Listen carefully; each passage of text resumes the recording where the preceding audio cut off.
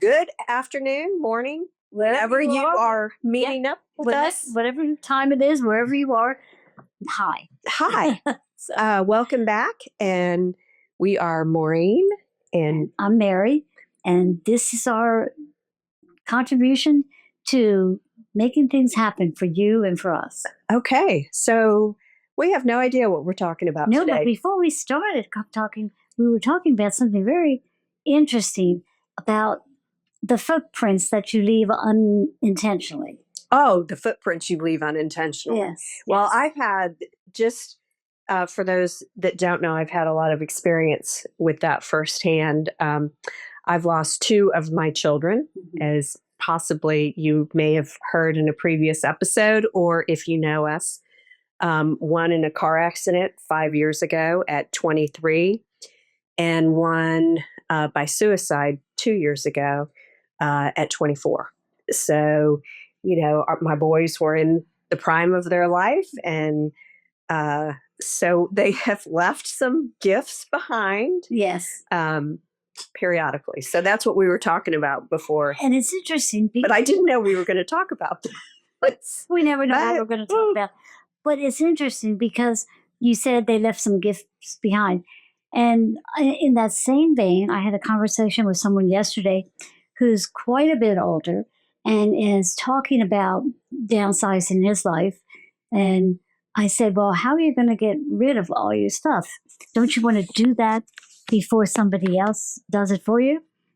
And he thought about it and he said, I wouldn't know where to start. So in thinking about that, it's like we all leave gifts when we move on in our to go to our next life. That's like when we reinvent ourselves in heaven. Yeah. And we move on, but we do leave all kinds of things. And you made me think about that again, just when you were telling me how your job was then to go through the boys' phones.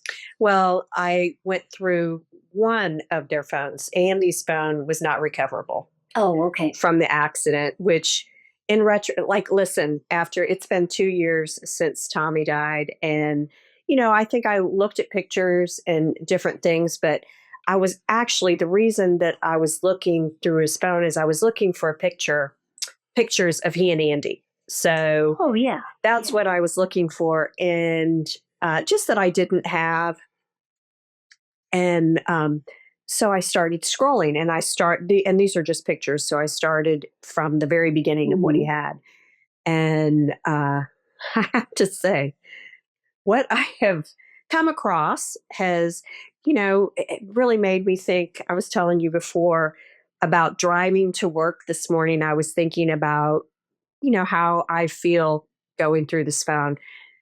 There are certain things that I really would rather not know. Especially as a mom. You don't want to know everything. I used to always, when my children were in college, I used to always just see them in the library studying every night. So I wouldn't have to think about what they were really doing with their time. That's so true. And, I got to thinking about it like, there's certain things of all of us that we are happy that people don't know, or, we value our privacy. We value our privacy. And but then when it's revealed, like I think about like my attic, but I never thought about my phone, or, my box of pictures, that's fine. They're out there anyway. But you think about like those things that you do. I have to tell you, when I was their age, we didn't have to worry about that. No. We didn't have phones. So there certainly wasn't texting, and you didn't have all the pictures and the internet to be able to look up anything and screenshot and find out this or that. So it has really been quite shocking to me. I hear a lot about the phones and what our children are exposed to. Yeah. Mm-hmm. And I think we focus on when they're younger, but I think it's equally as disturbing when they're figuring out adulthood, right? And they are just kind of finding themselves, and trying to figure out what is normal, what's not, what's this. And the things that we see aren't normal. No, no. And even they post them online sometimes for the world to see on Instagram or Snapchat or one of these things. And you think, why would you say that? This is how you might feel right now about this situation or this person. But why would you put it in writing? And why would it have to last? People move on from things. You don't want to be held back by things. Well, and you can really have a private conversation with someone that you think is private, and then whoever you're sharing that information with shares it with someone else, and it's in a text, so it comes back to prove that you are the one that said it. And I used to tell principals and teachers when I was working when I was superintendent, is this something that you would want to see as a headline in the newspaper tomorrow? Whatever you said, whatever you wrote, picture that as a headline. And unfortunately, that's what's happening now. There's some kind of a lawsuit. I know the text between Taylor Swift and some other person. I forget who the person is. Is it Blake Lively? Yes, I think that's it. And they're trying to suppress those texts. Well, I don't blame them, because who knows what they say. I don't blame them either, because you say something to one of your friends that is in confidence, or you think it's in confidence, and it isn't what you would maybe say out publicly. I try to be the same in private as I am in public. I try to live that way, but sometimes I do have an opinion about someone or something that I would only share with Joe, or that I might be trying to figure out how I think about it, so I'm trying to run that by him. And I think that this takes away from that.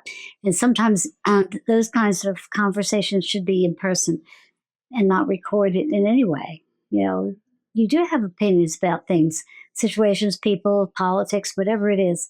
And those opinions change as you get evolved. Yep. And so that's why I see more and more people being stuck with a reputation they had 20 years ago as a blank, or something 10 years ago they wrote, and they don't think that way anymore. Well, I thought it was interesting. Joe was gone this past weekend, and so I was home by myself, and I watched a few movies. I watched 3 movies over the weekend, and I joined Angel Studios, which is Angel Guild. They put out some movies, but I joined that, and I thought, I'm just, trying to find stuff on Netflix or Prime or whatever. I'd kind of done that. So I just turned on the first movie that came up, and I did that 3 different times over the weekend. And all 3 of those movies I thought was really interesting, because I got lost in them. And that hadn't happened in a long time. And I could relate to it, which so often I look at things that are series or movies that I really can't relate to. That's it's salacious. And it's watching. I'm just watching to watch, and I'm pretty thankful that that's not you. That's not our family, although we've had plenty. But it just was more real life and more relatable. And I'm not sure our kids get to see that. I don't think they do. Because it's not mainstream. No, it's not. And also it sets a different bar for them. If you have everything you watch like down at a low bar, then when you aim there. You never aim higher. You don't see, they don't have examples of what things could be done, what could be done, what could be worked out, what family could be. I don't see think that. About, like, when I was young, I think about the Brady Bunch. Yeah. And that showed 2 families coming together, but it was funny, and it was not And they had problems and they had situations, and but it was lighthearted. It wasn't just everything is so heavy. Yeah. And they helped each other and they carried, or the Partridge Family. And that is what your generation saw, and it was good. It was good. And then my generation saw things like Father Knows Best, or shows that. And I loved Leave It to Beaver. Leave It to Beaver. Gosh, Mayberry. It was great. They really were. And they were just trying to show people that, everybody has problems or situations in their life, but they worked them out, and here's how it can be done. And they weren't always backstabbing someone. No. Or they weren't committing crimes or breaking the commandments left and right. Well, reality shows are maybe those people's reality, not reality. Like, that's not real life. It's just these people are having this situation. So reality shows are following people around or are pretending they're something else. They are not real people. It's just like another show. Well, it was a real reminder. I would like to just remind people out there that, when we go, someone else is going to go through our things. And right. So clean them up now. Clean them up now. Clean them up now. And I laughed. I'm a member of a mom's group that we've all lost children. Mm-hmm. And we've had some good laughs about it, mm-hmm. Because it's like, well, I didn't know that. Yeah. You think your children are, you see the best in them, or you probably turn your head and say, I wish they hadn't done that, but you don't know all the details of it. You weren't in that situation. And the same thing is true in reverse. Your children, by and large, look up to their parents, and, they have this ideal picture of them. So keep it that way, folks. Clean out your attic now. Clean out your phone. And if you do text and emails and things like that, and you are thinking of downsizing, like my friend was, clean it up now. Well, I appreciate my mom's definitely doing that. Yeah. We have laughed about that, and she said, "Who's gonna want this? Who's gonna want that?" Yeah, and she's gone ahead and done it because I think she can picture all of us together going, "Oh my gosh, who wants that spoon collection? Who wants?" And people don't collect things. And young people, they have so many things on their wish list when they get engaged or married or things, and none of it pertains to anything that I have in my house that I could pass on. I have one granddaughter who wanted some dishes, and I said, "Yay, take them all." But they want their own things, and so I think making peace with the idea that you went to shopping, you picked out something, and you loved it, and you used it, and you had it. That doesn't mean your heirs will like it. So do yourself a favor. And do your family a favor. I used to threaten my children. If they didn't behave, I would leave the attic to them in the will. So, and that would be their problem. I had to tell you, Joe's mom, when they moved, they spent 42 years, I think, in St. Louis, and then they retired to Oklahoma. So they, got rid of all their stuff. And I think that she sent 25 boxes to us. Did she wrap them up as gifts? Nope, they were just brown boxes. But going through, occasionally I would find a treasure that, I could give my kids with the jersey that Joe wore or whatever, which was great. But golly, there were broken baby toys and just every little thing. She saved it all. Yeah. And with the baby things, I know it's kind of hard to give up some of those, but I just figured when I saw a box of baby clothes, I thought, well, I don't know anybody that can fit these in my family anymore. I can't. I'm just doing away with them. You have to let go. You just have to let go of some things. And that's hard. But I think that was a good idea. The best way to do it is to move, because and to really move into a very small place. Because how do you put those 42 years and probably 12 rooms of stuff into 3 years? And when are you really going to go back and look at all this stuff? Never. I probably should never. You're going to do it when you have to. When one of your children passes away, you'll have to. You know, I was. Remember when there was the VCR tapes? Yeah, and it was very easy to tape movies and things like that. Well, a friend of mine, whose brother was terminally ill, as sort of a hobby, he taped all these movies on the VCR. It was just a thing for him to do. And so, for some reason, my friend thought I would like them. And I must have gotten like 300 VCR tapes. And was it just like movies that were movies. On? Oh, yeah, okay. from old ones to new ones, whatever. That just came on HBO or whatever. Well, so they created their own library or whatever. And I thought I wanted the library, and I felt really bad about just tossing them, because I thought, But when I said, all right, I'll watch them when I retire. But then I decided to never retire, so I've never watched the movies. And I would have to live to about 152 to be able to watch all those movies. So they're going to go. They're going. Well, I think movies are hard to sit down and watch. They are. I really enjoyed it this weekend. I did. But for them to typically keep my attention, I think that everything is so over the top in the movies that it's so overdone that having something to relate to normal life was a breath of fresh air. That's true. That's why you watch them. But it's shocking. Watching movies at home is not having the experience of watching a movie. Like, that's why I'm so distracted when I watch a movie at home, because I get up and I do something, or I wash it, but I like to sit in those big recliner chairs. They're awesome. Have something to drink, have some popcorn, even if I don't want it, it tastes better in the movies, and just watch a big giant screen, And it's nice to get lost in that. Yeah, now that I could watch almost anything in the theater, but so if you know of anybody before I toss these films that likes to watch movies, let me know. Oh, well, they probably wouldn't have a VCR player. Well, do you have a VCR? You know what? You could raffle it off. Do you have a VCR? I do. So you could get the VCR and the movies.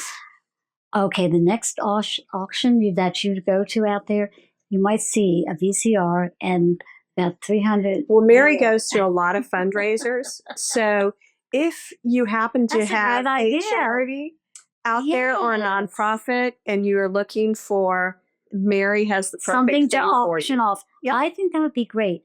VCR player, they're rare. It's not very big, but it's good. It works. And a whole bunch of movies dating back to I think it's probably the first talkie movie is on there somewhere he died about 8 years ago, 10 years ago. So yeah, that's a big span. And then you'll get the VCRs and the player. And I think that would be great. And I might throw in a big thing of popcorn. Maybe we could all go through our attics and, I guess that's what Goodwill and thrift shops. They don't even want it. They're overloaded. Sometimes they say, "Oh, we're not taking." One thing they don't want to take is books. So you have to go to the library to get rid of books. But I decided several months ago that the best way to do this, I can't take a big bite out of that elephant, and so I decided I would get rid of. Take out of my house, whatever you want to call it, 10 items a day. Oh, good for you. So it could be something like a spoon, or it could be something like a big chair, or it could be little, small, whatever, but 10 items a day. How long did you do that? I didn't start yet. But I'm going to start. You inspired me. I'm going to start today. 10, I play games, I guess, with myself. I write down, 10 items, and then I get busy doing things, but I think I'll do it. Well, going back to finding things in the phone, I also was thinking that it reminded me of how God thinks of us. I really did. I thought about how, as parents, we kind of try to guide our kids and we try to steer them in a direction and give them our own rules. And, I guess that's really modeled after the way God looks after us. Yeah. I couldn't help but think that as I thought, here's our children who, um, you know, are not perfect creatures, and yet we love them unconditionally. And I just thought, that's the way that God looks at us and loves us. And I know it may sound cheesy or whatever, but I mean, think about your kids, and you think about when they're most vulnerable and they come to you, and how precious that is, and how much your love grows for them during those times. And I really think that's how God is with us, that when we come to him in just really vulnerable and asking for guidance, and see that he's always there. It's just, and he's always giving us those next chances. And it's not like you only have one chance. But that too, Maureen, is so much like God, to give us this opportunity to have like a spiritual cleaning out too. Like, I was thinking of getting rid of 10 things today. Maybe I could do one more thing a day that would enhance my spiritual life, that would make me feel closer to God. Even if it was just like praying an extra 10 minutes, or reading some spiritual work, or watching a movie that is spiritual based. One of the movies that I did watch over the weekend, I think it's called The Blind. It is actually the story of Phil and Kay Robertson from Duck Dynasty. Yep. And I'd heard about this movie when it came out. I think it's been out a couple years ago. But anyway, it showed their early life, and it didn't go into any of the really when they had their success. It was really them starting out. But it was pretty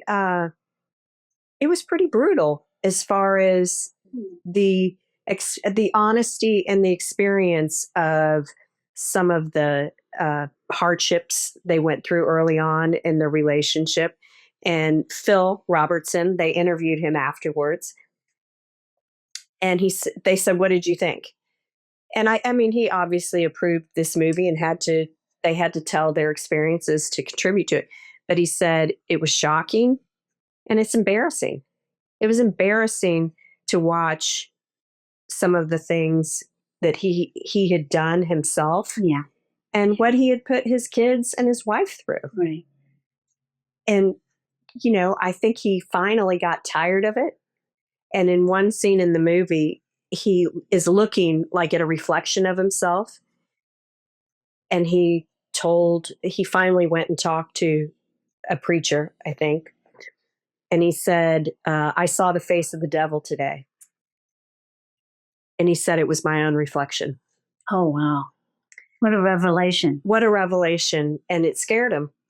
It scared him to think, oh my gosh, what have I become? Who have I become? Because, and it was a reminder, I think, that we all have the potential to have the best of us and to have the worst of us. Right. It's all in there. It's all in there. But knowing you can still get to the best of you. You can still get there, even if you're at the worst of you right now. But it was such a beautiful, honest look at what redemption does look like, what being at rock bottom looks like, and what grace and forgiveness and mercy looks like. Yeah.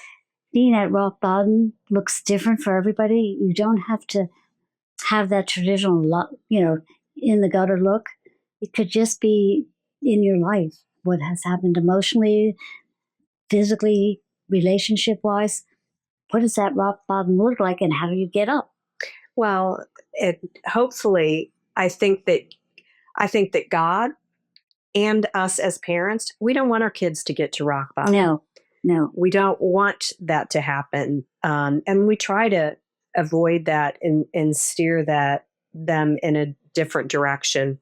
And, frankly, sometimes we're successful and sometimes we're not. Right. But I think everyone has their own journey. Yes, and that's the interesting thing. And because of everyone having their own journey, they have their own stuff. They have their own stuff? And it's theirs, and everything has some meaning speaking about my friend who is just on the verge of downsizing, and it will be quite a downsize because it's quite a big house with a lot of rooms and a lot of stuff. But I said to him, why don't you just start small and go to one room and say, if you can remember where you got this and how much it means to you or how much it doesn't mean to you anymore, or do you need this? Do you not need it? But if you can tell a story about it, even if it's a small item or a large one, then it still has meaning. If you can't, toss it. And if it has meaning, maybe you could tell that story to someone else. Yes. And that could be something that you give them to remember them by. Yes. I think that would be a beautiful thing. Or take a picture of it and then toss it, because you'll have the picture, and then you can write a little note, say, saw this and was thinking of you, but I tossed it because I didn't want to clutter up your house. Well, I got to tell you, Olivia is a minimalist. She's a purger. She can get rid of it. She ought to go out and do business like that. She could go out and do business like that. I've got a couple of friends like that too. Do you? Oh, yeah. I think I have one granddaughter who's a purger, which is great because I admire her minimalist look at things, And not being attached to them. No. And not be, I do think that there is beauty in looking at things and remembering who gave it to you or where you got it or if you were traveling or whatever. I love that. But if it doesn't have that meaning to you. And if you can't remember anymore, then you're not going to think about it anyway. It's true. It's like, okay. But then there are some things that you do remember where you got them and you think, oh my gosh, I didn't believe I had that taste. Well, I've had a couple of friends. I have a couple of great friends that actually have come and gone through my house when I'm not there. Mm-hmm. And they have taken things out of the room to just freshen it up. Wow, what great friends. It was great friends. And, they didn't have that emotional attachment. And it was this was after our flood in our house last year. So, we were out of our house for 5 months and moving back in. So it was part of that. What should I put back out and what should I not? And I was so overwhelmed. Well, and not they did that for me. Everybody would have a flood, but that's a great way to start over. I don't wish a flood on anyone. What would I put back in if everything was gone from my house? That's a great way to ask that question. If everything's gone, what would I put back in? What would I need? Do you remember when they used to do that with that show? It was like at the very beginning of HGTV, where they did the show, the room swap, house swap, and I can't remember. The house swap. They painted each other. They painted some people, but they took everything out, and then some people made a mockery of it, and it was like, people were ticked off. Yeah, they walked back. Some of it was pretty absurd. It was absurd, and some of it was, golly, please let me get that designer. Yeah. But it is. I mean, it is a great idea to. Well, what great friends they were to do that for you. And were you happy with the results? Of course. Yeah. That's great. It helped me to see how much clutter I had, And I think that's a good point, because clutter can become hoarding. And they say every time you bring something into the house, you need to take something out. This replacement that you're working on, not adding to. So that, again, is very difficult to do when you like everything. Or you don't know when you're going to use it. Oh, I hate that. Yes. Oh, my gosh. I might need it someday. You might need it someday. My mother had a drawer in her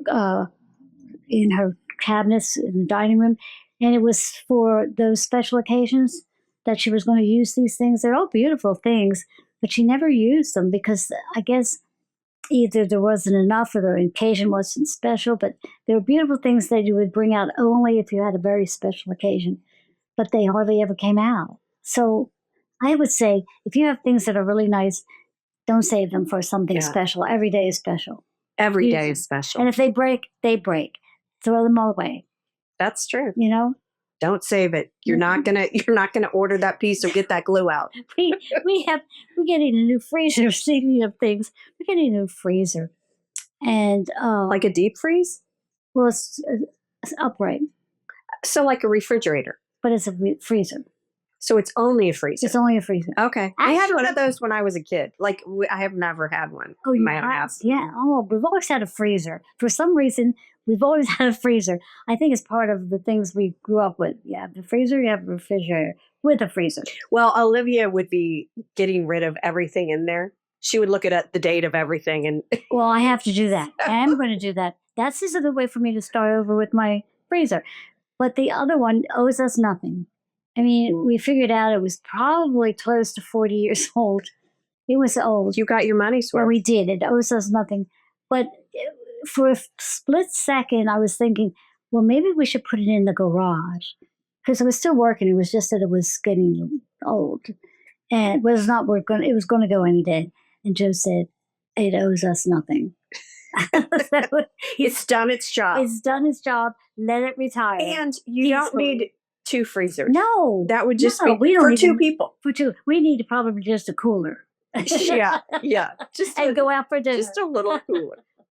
But it's a smaller freezer than what we have, which is this sort of downsizing our frozen food collection. So, well, Mary, we've run the gamut today. Oh, yes. We've run the gamut it's from over already. I mean, really, we have gone from freezer to purging your phone. Yes, for sure. To purging your house. Your house. So and your life, because you want to have a spiritual journey now. That's right. That's right. So we hope that you will send us your questions, your comments. Yes. If you like this show and want to see more conversations between Mary and I, please like us, subscribe, leave us a comment, send us some ideas. We would appreciate it. And we look forward to talking to you next time. Absolutely. And please send us ideas of how you downsize your life and build it back better, whatever. But anyway, thank you for being with us.